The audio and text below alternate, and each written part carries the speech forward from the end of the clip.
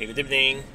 So habang nandito po tayo sa traffic, dito sa EDSA, Balintawak area, ipakita ko po sa inyo yung difference ng yellow glasses. Nabanggit ko po ito nung last vlog, kaya lang hindi ko po siya nagawa ng video. Busy, kaya lang ngayon habang nata-traffic po tayo. So ipakita ko po sa inyo, no? So 5:47, mag-aalas 6 na.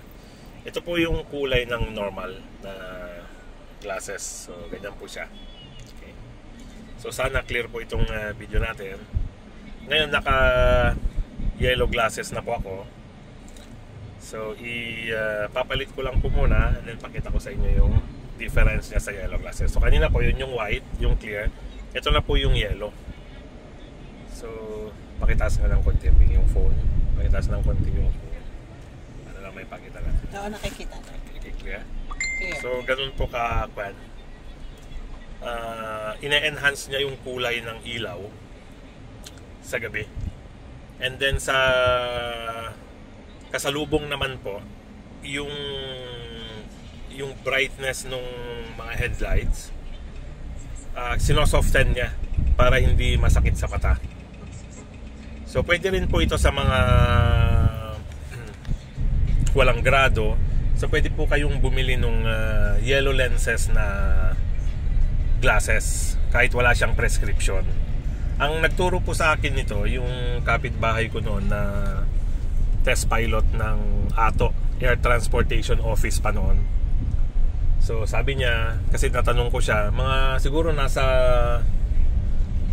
80s, 90s na siya noon ng edad. Dahil ang ganda pa rin ng linaw ng mata niya. So sabi ko, sir, ano yung sikreto? Sabi niya, meron daw siyang tatlong klase ng glasses. So, yung sa umaga, pag medyo mahina yung sunlight, meron siyang light na sunglasses. And then, kung medyo heavy yung sunlight, meron siyang dark. And then sa gabi, sabi niya, akala natin hindi nakakasira yung mga ilaw na yan. Nakakasira ng mata din yan, sabi niya.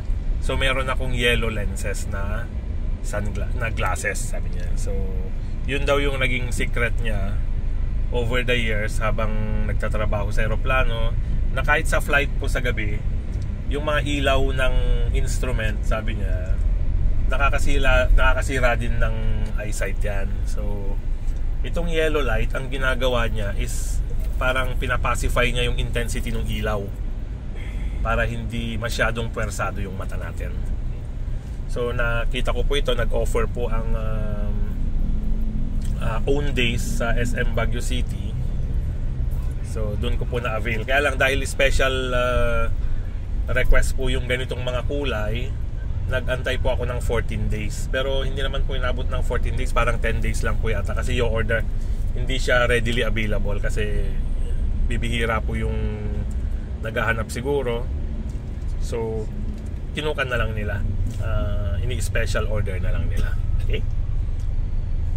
So sa mga meron pong